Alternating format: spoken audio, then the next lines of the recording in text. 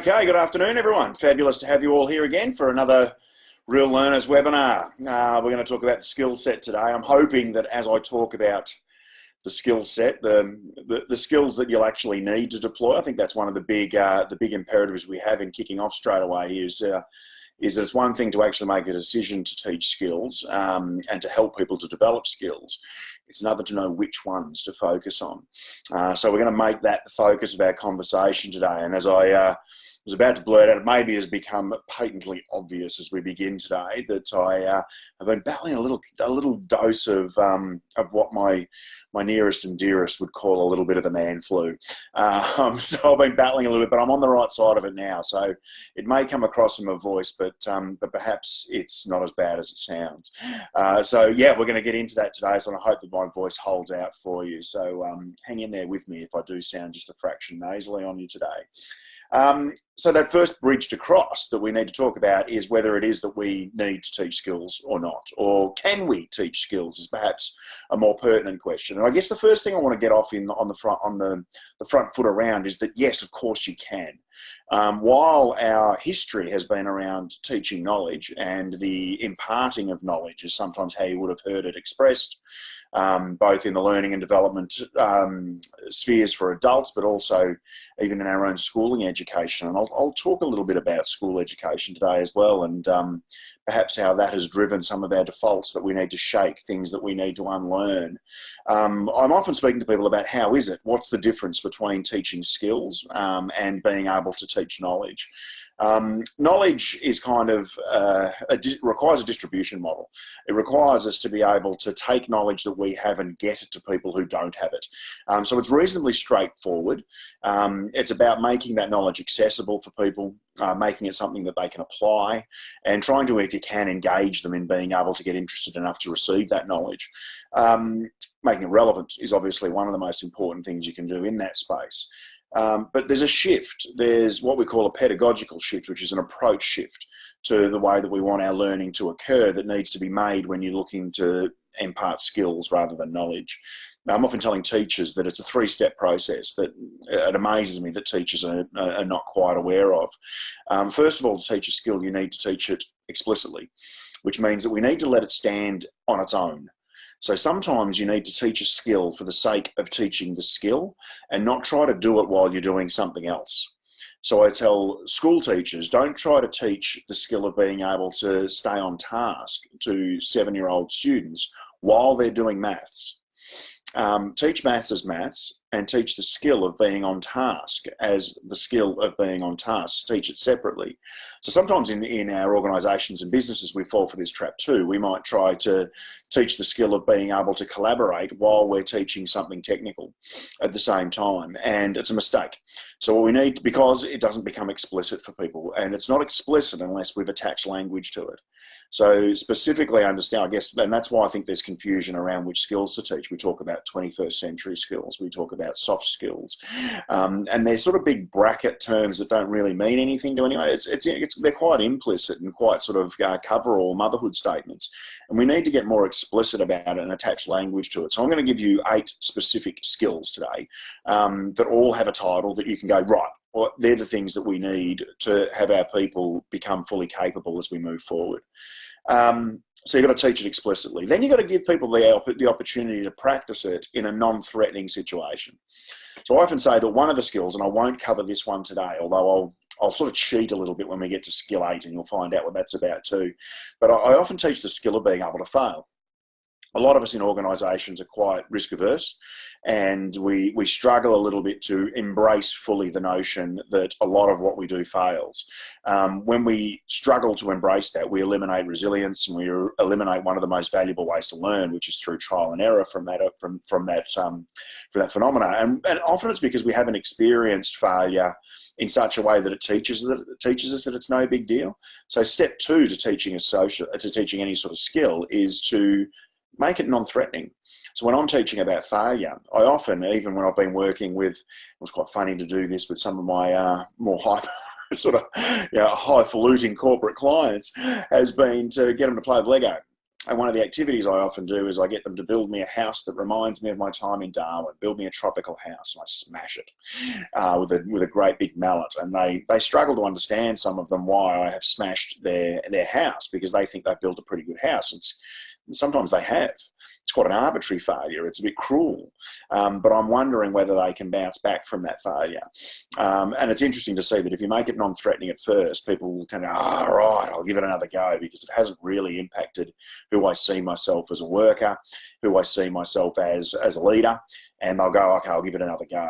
And when you talk about how giving it another go allowed them to build a better house in half the time, they start to go, right, so I actually did get some really useful feedback from what I thought was an unfair failure. So you've got to make it safe for people to fail and to mess up using any of these skills that I'm going to put to you today. And then you can expect it at the coalface. Then you can expect it in people's work. So there's a different approach that we need to work on, first of all, that I want to get off on that front foot about, is that if you want to be able to impart or to teach skills to people, you need to understand that there's a three-step process involved. When we're talking about knowledge, it's pretty much one: find your distribution model, get people interested, make your content relevant, and deliver. So it's a higher level that we're looking to step to today. But one of the things that's really valuable about focusing on skills is that when you do step to that higher level, you allow your teams, your organisations to stand out. As I can tell you now, we are still doing learning and development in a lot of organisations the old way, the knowledge-based way. And one of the ways that you can have your people and your performance stand out is to focus on the right kind of skills. So where do we start? Where do we start in trying to work out what the right kind of skills are? Well, why don't we start in 1983? In 1983, it was in January the 1st, actually, in 1983, the first prototype of what we might call the internet was launched. And it changed everything. It changed everything, and I choose my language really carefully there. It changed everything, but it didn't break everything. So sometimes you get people who will get around telling you that, yes, in 1983, the internet broke knowledge. And I actually think sometimes even my own language, I've fallen for that before, but I've examined that really deeply and carefully and come back to, it didn't break knowledge at all. It changed the way we access knowledge. So the old model of education used to be deliver knowledge, deliver content, deliver information, because we were the keepers of that knowledge, information, and content. Yet when the internet really took off, in about 1990 is when it really took off with the invention of the World Wide Web, we realised that information was now readily distributable by something that we couldn't compete with. It originally was something called Yahoo, and gradually graduated towards the great Google monster that we know today. Information gets out there that way. So it's quite a funny thing, isn't it, that in 1983, while I had a bit of a look at 1983 and what was going on in terms of, it really took me back to these mixtapes. This notion of, I don't know if you can remember, hoping that the people online today can remember creating a mixtape for a teenage lover the way that I did, or a would-be lover who would never be a lover. And I was putting Australian songs on there, like Reckless by Australian Crawl, and I actually looked and I was quite gobsmacked at some of the poor qualities of things that were right up there in the top few songs in Australia in 1983. And the number one song in 1983 in Australia wasn't even a song. It was a comedy piece called Australiana by Ostentatious. In the top five was a song called Bop Girl by Pat Wilson. And the top international acts were Billie Jean by Michael Jackson and Flashdance by Irene Cara from the movie of the same name. So while all this was going on, education, learning and development, while we were making mixtapes, education and learning and development was taking its most pivotal shift in direction that it had ever taken in the history of mankind, when we started to realise that it wasn't just enough to teach knowledge. So when we ask ourselves the question sometimes, why do I have to change? Why can't I just teach knowledge? It's because effectively you're still making mixtapes when you do. The world has moved way beyond that, and what we need to do to be able to stand out is to be able to step ahead of where the world is currently now, not step backwards. The longer that we continue to use outdated approaches to learning, development and education, the longer we are going to keep ourselves either in or behind the pack. So I want to return to this notion of education having changed, or knowledge in particular having changed but not being broken. So what I mean by that is that we're not leaving knowledge behind. 1983 wasn't a marker where knowledge became irrelevant. We still need our people to know. We still need our people to have a base of knowledge that they can use to do higher order thinking activities, such as being able to apply, such as being able to design or to compose or to rank possible pathways forward and possible projects to take on. But we've moved in a different direction. So I guess metaphorically, what I do like to think about this train track metaphor, this notion that we've kind of changed direction here, but we're taking things with us rather than leaving things behind. I view knowledge as being the caboose. Knowledge is the last little piece on the back of our train, and it's no good unless we get to this new destination with the knowledge. It's just not the most important thing anymore. So we're moving on, and we're saying that where it comes to knowledge, we understand that old ways are actually valid. Now, the caboose is a very outdated and old way of even thinking about it, isn't it? But it's valid when it comes to knowledge, but it's valid when it comes to knowledge alone. And so we want to make that really clear. So if we want to walk a different track, if we want to go a different direction, if we want to stand out from the pack here, we're going to have to make a really clear and important decision here to move in a direction that allows knowledge to take us somewhere else. So really important to understand that knowledge isn't broken, it's just changed, and there's a whole lot more to it that we need to understand to move forward. The most fundamental thing you need to understand to move forward in this shift between focusing on knowledge versus focusing on skills is that we're now far more interested in the learner than we ever were. So it means that there was a debate even that went around the education world, or it actually does it quite cyclically now. I think it's about every 12 or 18 months or so, some academic comes out and says we need to change the name of teacher to learning facilitator. And it sounds so, if I may be so crude and Australian and colloquial, it sounds so wanky to talk about that. But they kind of have a point, because what they're trying to point out to us is that the job of the person who is leading or coordinating learning these days is to focus less on themselves as a teacher and more on what is the activity and what is the engagement and what is the growth that happens in the learner. There are examples of this all over the place. I use this picture quite deliberately here about the L-plater because I, until very recently, had one in my house. My daughter Ebony, who's 18, just got her license just a few weeks ago, and we've discovered in quite beautiful ways that it's a new lease on freedom, not only for her but for her mother and I as well, who no longer need to drive her like unpaid Uber drivers all over the countryside anymore. It's just fabulous. But I have watched with real interest the difference between what it has taken for Ebony to be able to get her P plates and get off her learner plates compared to what it was when I undertook the same task almost 30 years ago. When I undertook the same task almost 30 years ago, it was a knowledge-based imperative. I went into the local RTA, it was called back then, Vic Roads as it is now in Victoria, and I passed a knowledge-based test. It was a written piece. And then they gave me these L plates and they said, you can go practice now, come back when you think you're ready to learn, ready to do the prac test, and one more knowledge written based test.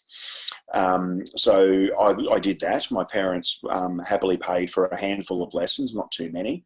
And I did a little bit of practice with mum and dad and survived all of the yelling and screaming that accompanies such activity.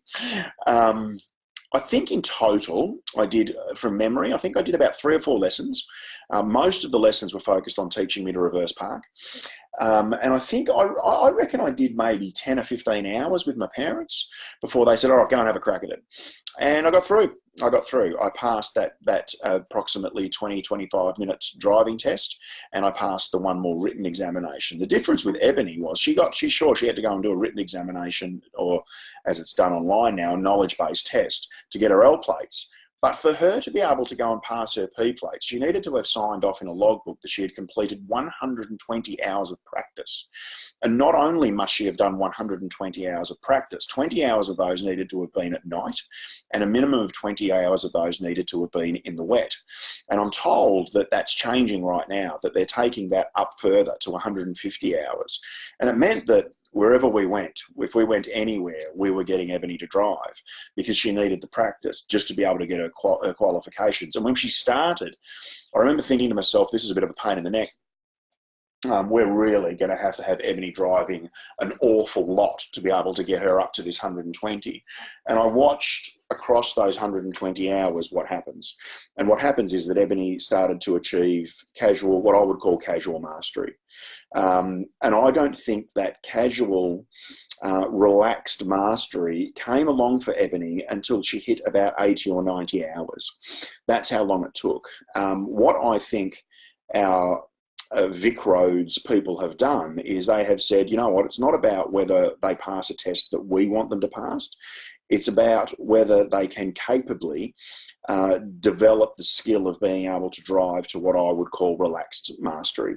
And they know that you only get to do that once you get pure accumulation done, once you get out near that 120 hours. I wish I'd done more of it. I wish I'd done more practice before I got my license, because then I wouldn't have gotten my P plates and walked into the highest risk category possible for death on a road.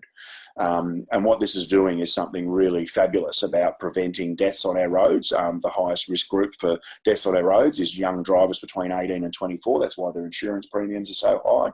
And what we want to do is to bring that number down, and it's a learning imperative.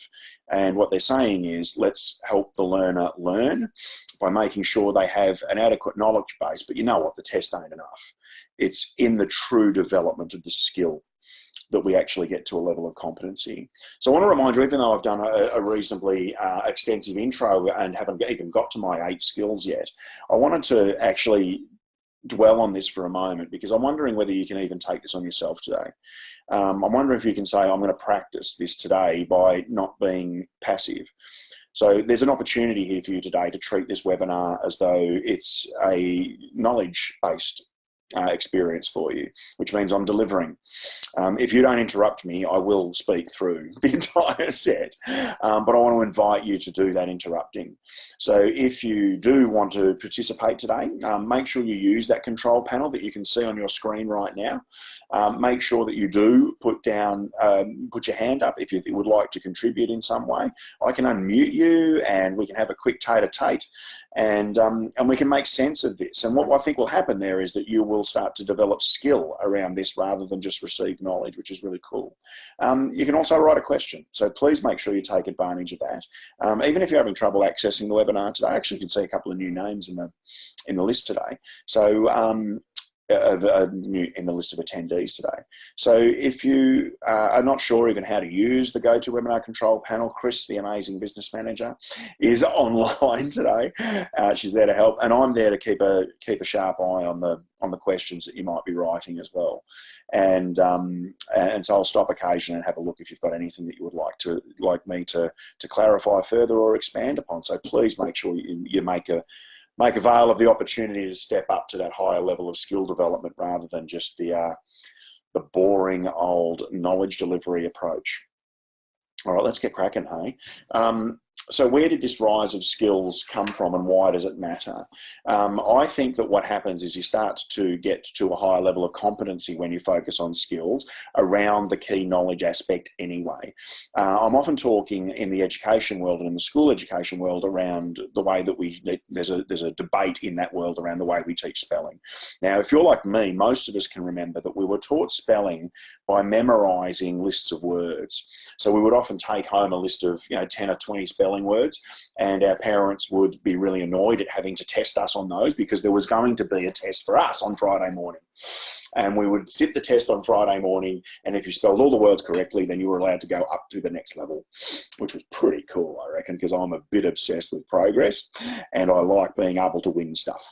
So I was pretty determined to build myself up to the point where I could win the grade. But you see that when I'm trying to beat everybody else in my grade, I'm not actually necessarily becoming a better speller. You see, there are a ridiculous number of spelling words in the world that I need to learn. And if I'm going to learn them 10 a week, I'm never going to get anywhere near it. So what we've discovered over the last couple of decades is that treating spelling as though it's a knowledge-based imperative is fundamentally flawed. there are approximately 31 rules when it comes to spelling in the English language, which is great because that's a lot less rules to learn than there are words to learn. And if we can teach people to be able to understand each of the spelling rules that sit behind all of the possible word combinations. And the problem here, of course, is that you need to teach not only the rules, but the exceptions to each of those rules. You know, I before E, except after C, except for all the times that I does come after E. So there's heaps and heaps of exceptions to each of those rules. But if you can work on those rules and on the exceptions to those, then people tend to be able to spell far more effectively. This is great news for people like Ben Slocum. Ben is a fantastic mate of mine and a lifelong friend and a colleague also in education. He's a school principal. He is undoubtedly the worst speller as an adult that I have ever met in my life. Deciphering a text message from Ben Slocum is pretty much like deciphering Braille. It is just such hard work. And I think he does it on purpose sometimes because he knows you'll just ring him, and that's what he really wanted to have happen in the first place. But the wonderful thing about Ben is that not only is he the worst speller I've ever met, he's the best teacher of spelling I know. So he can teach kids how to know which rules they need to know in order to be able to find out how to spell a word correctly. So while Ben's competency of being able to spell himself is quite low, his ability to show others how to get better at spelling is just extraordinary. He's able to bring a level of empathy as well as a level of skill development that just combines absolutely beautifully. That's why skills matter so much. You can cheat. You can hack the system of not needing to know so much. We're in an information age where information is hurled at us at a rate that we cannot possibly cope with. And so what Ben is doing is saying, instead of worrying about the information, instead of worrying about trying to remember how to spell a word, just know the rules. Just know the skill of being able to spell. And most of the time, you're going to deal with it adequately. I want to recommend to you a book as well today. This is a couple of dear friends of mine, Kieran Flanagan and Dan Gregory. I love this picture of Kieran and Dan. Honestly, if you've never met Kieran and Dan or heard either of them speak, Dan often refers to himself as the fat guy that used to be on the Gruen transfer. So that's where you might know Dan's face from. This is the most quintessentially Dan and Kieran photo that you've ever seen in your life. They're wonderful people, and they've just released a book called Forever Skills. Now, I want you to pay attention to this webinar today, but I'm going to be really honest with you. If you were at this point to quickly open an internet browser and go and purchase Forever Skills, you would be doing something productive for yourself. So go for your life if that's what you want to do. It's a wonderful book, and I'm proud to have been a contributor to that book as well. So I speak to some of the skills in there that Dan and Kieran have identified as being the 12 skills you need for yourself, your team, and for your kids, which is just absolutely fantastic. So go and get that one. Usually when I recommend a book, I recommend it. I guess part of my approach to running these kinds of learning events is that I'm usually going to do a love this book and love this book but, or don't love this book and, or don't love this book but. But I just love this book. I just think it's an absolute ripper. And if you're looking to understand how you can step forward with that, then please make sure you go and get yourself a copy of that one. Hey, all right, let's get to these 8 skills. Hey, the first thing I want to do is let you know that one part of actually focusing on skills is about saying, can we take people beyond awareness? And the first person that needs to go beyond awareness when it comes to being able to depart skill and to be able to improve skill amongst people is you. So what you need to do is to understand that when it comes to knowledge, you're looking to actually get beyond the other side of having delivered it and be really keenly aware of what people are doing with that knowledge. Beyond awareness is implementation, and I'll talk to that a little bit further later on. But there are examples all around us of where people are aware of issues, where knowledge has been delivered to them, but they think that that's the end point. They think that that's the only thing that needs to happen. There are some studies out there around, for instance, the use of CPR, that in some instances, only about 22%, one study found, 22% of people who have done CPR training are able to actually deploy the skill of delivering CPR when all of the emotion and panic comes along of needing to do it. So 78% of people who do CPR training are aware of what to do and can't do it.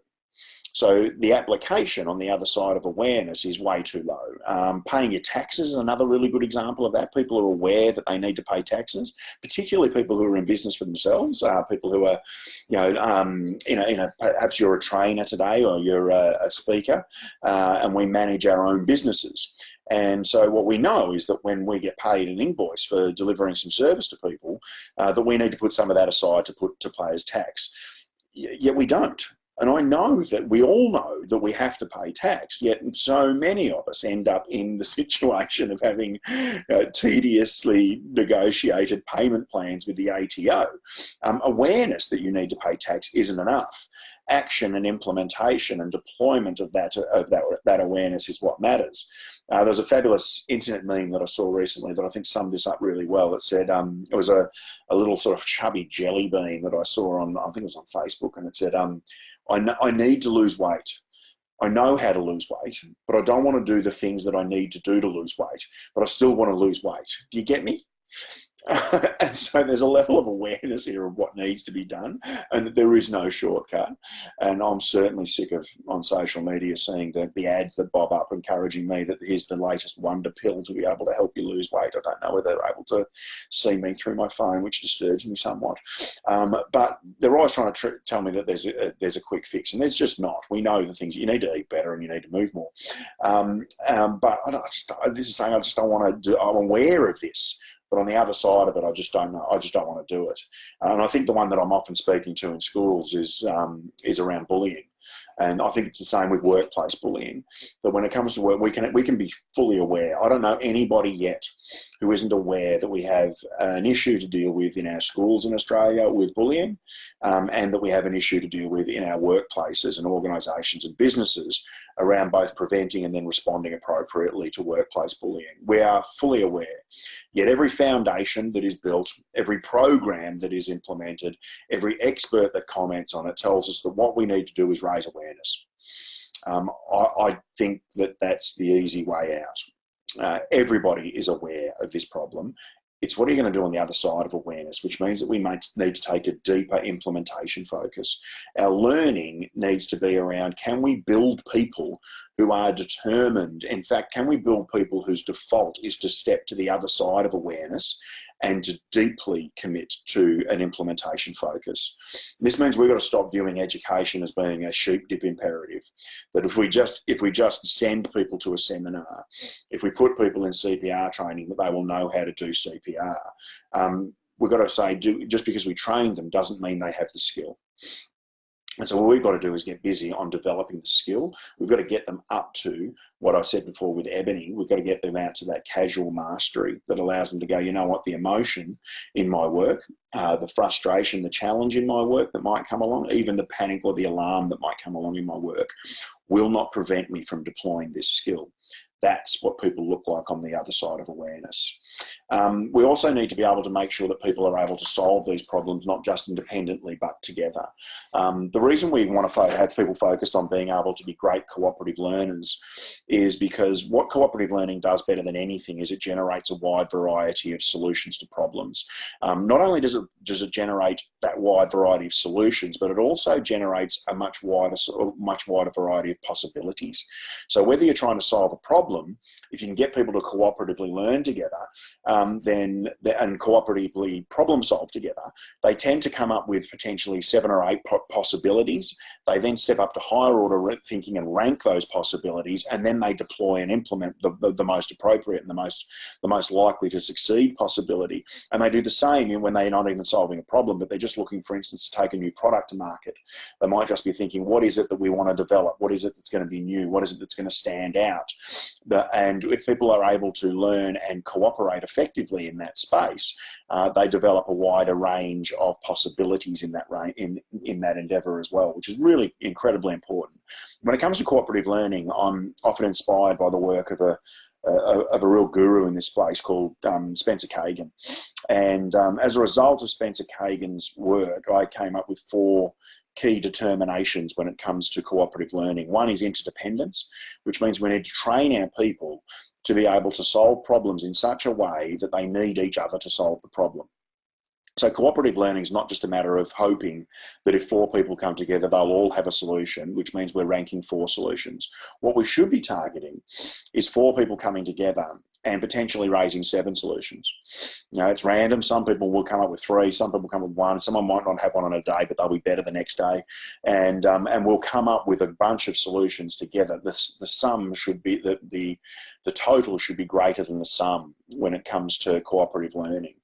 We also have a high level of accountability. And this is really important for us when we're looking to deploy cooperative learning with our people. Is that what we need to do is to be able to create structures that teach people to cooperate more effectively. And that's about saying, I guess Spencer Kagan, the reason I've got the cog picture on the screen here is he says that if we don't train people to be able to cooperate more effectively, then what we have is hogs and logs. We get people who kind of hog it. The human element comes in and they go, great, love working in a group. It's my time to shine, my time to do fantastic stuff, and my time to hog all the credit. And you get people who are logs who go, great, love being put in a group project. I'm going to sit back here and let other people do all the work and I'll just take my little slice of it at the end. And what Kagan says is we should have neither. We should have cogs. We should have people who need each other and rely on each other. We should have role definition established clearly. The third determination is we should have work think sharing, which means that we look to distribute workload evenly. And then the fourth thing about working in group endeavours to be able to learn and develop things together is that we want constant activity. So the great killer, and we're often talking in workplaces these days about looking to maximise engagement. The great killer of engagement is undoubtedly having to wait. So we want to develop processes that teach people how to be active in the cooperative learning space rather than be sitting back waiting for their turn to come off the bench. I won't get into this is a webinar in itself, the whole notion of being able to cooperatively learn. So I won't get into that too deeply today, other than to let you know that around those 4 imperatives, there's certainly plenty we can do. So you just got to reach out if that's something you'd like to have happen for your organisation. Essential skill number 3 that people are going to need moving forward is insight. And this is one that is directly, I want to directly attribute Dan and Kieran around this one. It's the first chapter in their book, is around insight. And what I believe insight is about, and this is using a part of our brain, a part of the neocortex of our brain that doesn't exist in almost any other animal on the planet, is the ability for insight. And it is basically a will and a mechanism for being able to reflect on the way that you're going. It's to be able to think deeply about your own performance. It's a way to think deeply about whether the way you are working is working. I often say that when I'm working with leaders, I ask them, do you think that part of being a leader is being able to reflect on your own work? And everyone puts their hand up. And I say, so tell me about the last time you reflected. And they, oh, well, you know, I do all the time is kind of the response that I get. I go, really? I'm not sure that you do. You see, I don't think you're reflecting unless you're reflecting on something. As a thought leader, I'm often trying to map out the things that I'm wanting people to understand in a model, because I think a visual representation of it allows people to do what reflection should do, and that's to adjust. Yet I believe that far too many people reflect in such a way that is unguided, and the fact that they're not guided in that reflection by having a model or a mirror up in front of themselves is that they just judge. So I have a really simple model that I reflect upon, and I do it every time I run a workshop. So I will leave the workshop, and I have a rule for myself, which is that when I get in the car, that's my 10-second rule. I'm not allowed to turn the ignition on in the car unless I have reflected thinking about this model. And it's a model that goes back to my old days being a teacher. It's a quadrant model where I'm looking to balance both being firm and fair. And I reckon most of you that'll resonate with most of you as the best teachers, the best leaders of learning that you've met have been firm and fair in their approach. So I reflect on that. I could reflect without the model. I think about which box am I in, where in the box am I, what would I need to do to improve. I could reflect without the model, but how it tends to happen is that I walk out of a workshop, I walk to my car, I sit in the car and I go, right, 10 seconds of reflection. How was I today? I was pretty good. And then I drive off. And the truth about that is that I might feel good, but nothing changes. So no adjustment happens as a result of the reflection. I can equally judge myself negatively. So I can get out to the car and think to myself, you know, how did I go today? I sucked. And I drive away. And nothing happened. Nothing, again, no adjustment has been made. It's just been self-judgment, whether it's positive or negative. Neither is particularly productive. So what we need to do if we want people who are going to be insightful is we need to help them to be able to draw their model. We need to be able to help them to build a mirror. If you're going to reflect in the morning to, for instance, shave or put on makeup or do your hair or all three, I'm not quite sure how that would work out for you. But if you're going to reflect in the morning, you're going to need to reflect on something. You wouldn't stand there and do any of those three things in front of a wall. You would do it in front of a mirror. Genuine insight comes from not only the will, but also having the methodology to be able, or the model in place, such that you can reflect with some sort of intention to adjust rather than to judge. Hugely important stuff for people to be able to do. And then the other part of our brain that I guess maybe this is where I am going to, you know, yes, and to Dan and Kieran's amazing book, is that I think the other part of our brain that we need to encourage people to develop and to use is to be able to deploy the skill of foresight. I think that most of people, when I ask them, do you think that the human condition has an issue in 2019 with short-term gratification, people say, yeah, I think we might. We seek a payoff for our behaviours. We seek a payoff for our thinking that needs to be too immediate these days. And we need to train and to encourage people to be able to look much further into the distance. So it's an amazingly important skill, is to be able to say, you know what, I'm going to put some time aside. I'm going to put some effort aside.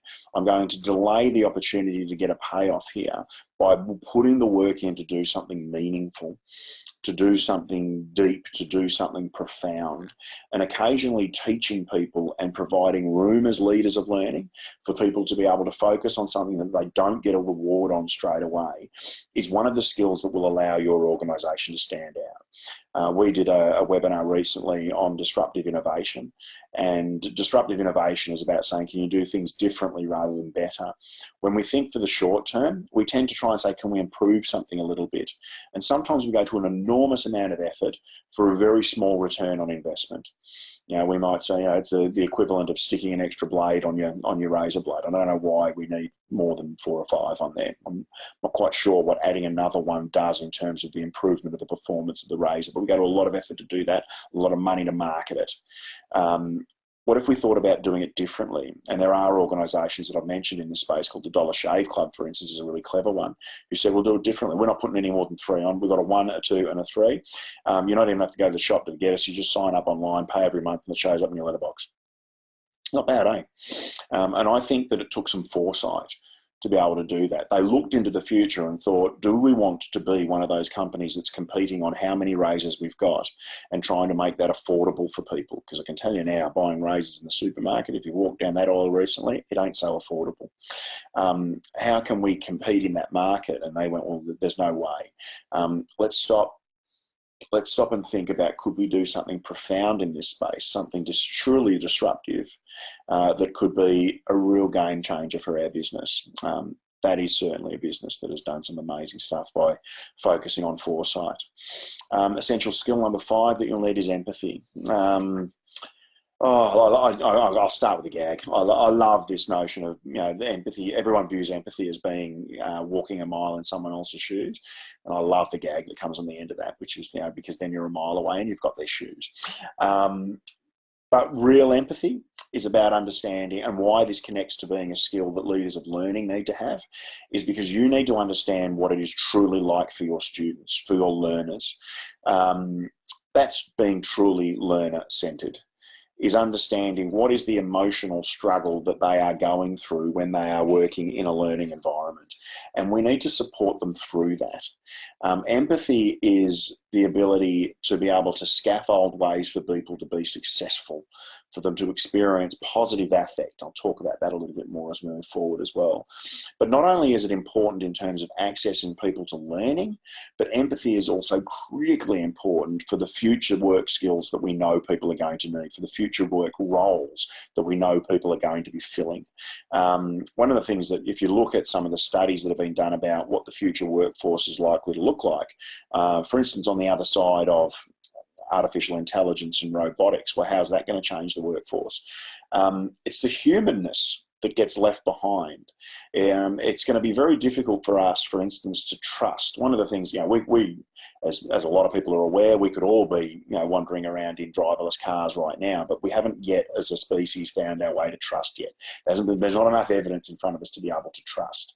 And one of the things that we as a species for a very long time are going to struggle to be able to trust is the care of our loved ones to other people. So I think that if you talk about which industries are bulletproof, we're talking about the aged care industry. Nobody's leaving grandma to be cared for by a robot.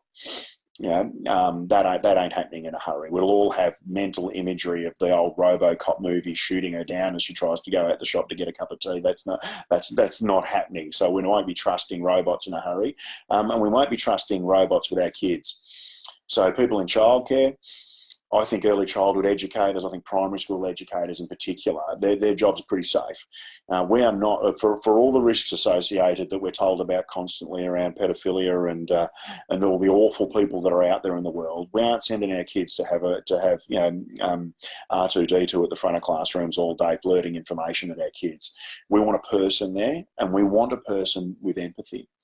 So the so-called soft skills of being able to understand what things are like for other people, which is different to sympathy. It's different to saying, I know what this is like. I know what you're going through. No, you don't. You only know what you went through or what you would go through. Empathy is about saying, I know what it's like for them, and I'm going to put myself in their shoes genuinely and actually try to understand what working through this new difficulty, what working through this problem-solving exercise, or what working through this new challenge is like for them, and I'm going to support them to step up to that new level of competency. Essential skill number 6 is to inspire. And this will sound perhaps a little odd in an edge. I guess I don't like to position myself as any sort of motivational speaker. It just bugs me, the whole title. It makes my skin crawl just a fraction. But what this is really about is saying that when we're dealing with the caboose, when we are delivering knowledge, and be really mindful of, this is what I'm doing now, I'm delivering knowledge. What I'm trying to do is to deliver knowledge in such a way that I encourage positive affect. I encourage a positive experience for people. And that means that when you are delivering it, when you are delivering knowledge, when you're delivering content, you had better be rock star. So the delivery, the skill of being able to deliver information in a highly engaging and a highly positive way is incredibly important. There's a fabulous educator called Professor Donna Cross who's done some work on adult education and the way that we learn when we're in any sort of learning environment. She studied seminars, and she looked at the fact that in any 90-minute seminar, the average is that people commit approximately 7 seconds to long-term memory. And I thought, wow, that's not much. But Donna's quick to point out that 7 seconds can be expanded very quickly if we wrap positive affect around the way that people experience learning. If it's an interesting experience, we learn more. If it's an inspiring experience, we learn more. If it's an enjoyable experience, if it's an emotional experience, we learn more. So even myself, when I'm looking to run a workshop, I'm incredibly mindful of making sure, and I often tell people at the start of a workshop, I ask people, not tell them, I ask them, which of these 5 non-content based outcomes for our learning together do you really need to be able to learn at your optimum level today? And I get to find out, what are they looking for? What do they need? And number 1 is inspire. I'm often telling people that the inspiration thing, I guess that makes some people's skin crawl too. That people, go, oh, really? We're going to be walking over hot coals at morning tea, are we? And it's not about trying to be Tony Robbins or something like that. What's inspiring about, particularly to Australians, and I think this is one thing that we've picked up from our Indigenous brothers and sisters, is inspiring is about being able to have people share story. Not only your own stories that often make sense of really important points for people, they give them a place to hang that really important point and to be able to examine it in more meaningful detail. But the inspiration provides a hit of dopamine that we go, I now am transferring more than 7 seconds to long-term memory. I'm also telling people that I'm looking to challenge them. I want them to experience inspiration, challenge, provocation, a feeling of being strengthened and honoured for their for the knowledge that they already bring, and then I want to connect them in such a way that they can talk to colleagues to make sense of it. They're the kinds of workshops I want to run. I want them to be inspiring, challenging, provoking, strengthening, and connective. And I say, what do you need? What do you need to be at your best? The one that comes back most regularly as the most popular is inspire. And what they're saying to me is, don't bore me, big fella. If you want me to take this content on, you had better make this an experience that's worth remembering. And you know what? I try to do it. Essential skill number 7 sounds odd. It's discrimination. And the ability to discriminate is all about being able to handle the overwhelming amount of knowledge that is coming. So it's not enough these days to be able to accept knowledge, because our cuppeth overfloweth when it comes to, we can't handle it. It's the Homer Simpson theory of every time I learn something new, something old that I learned gets squeezed out. We've only got a certain amount of working RAM in our brains to work with, and what we need to do is to get good at being able to discriminate. And how do we want that information to be discriminated? I think there are 2 key levers we want to pull. We want people to be able to say, can I determine what's important? And can I determine what's useful? Otherwise, what we have is a situation where people will feel that their work, and in particular their learning, is an act of kind of spinning plates. You're always feeling that you're trying to keep everything up above board, keep everything up, but nothing's important, nothing's a priority, because knowledge is the only imperative, and we're just filling little boxes of knowledge in our heads. We want people to be able to do a Google search, and to be able, and this is something that's a really fun little activity to do, is just give people a ridiculous Google search and tell them what's the most, ask them, for instance, to look up bizarre pizza toppings, and then say, right, what out of the possible page answers that come up on page 1, how would you work out which is the most interesting one to look at? So we're starting to learn to move towards, in a non-threatening way, being able to be able to determine what's important or what's useful. What's going to be useful for me. And that's not necessarily the first 5 paid for search results that come up. Having people be able to look at long pieces of documentation, being able to read deeply, and being able to discriminate what's important amongst that is a great skill in terms of being able to determine direction for your organisation and your business, and also being able for them to be able to determine new projects and new endeavours that they're going to work on. Spotting that a question's come through. Ben, I'm going to pause for a moment here. Hi Adam, interesting example with AI and robotics. Yeah, it certainly is. While I agree with the need for empathy, there's a competing force, and that's cost containment. Yep. Impact and quality of learning have become far less important than saving $1. It's a bit deflating. Yeah, I agree with you, Ben. And I think that when you look at organisations, and I think, like I mentioned before, organisations like the Dollar Shave Club, what they've been able to prove is that there is a cost benefit. And I guess what I'm imploring you to do today is to seize the opportunity for cost benefit rather than to seize the opportunity for cost containment.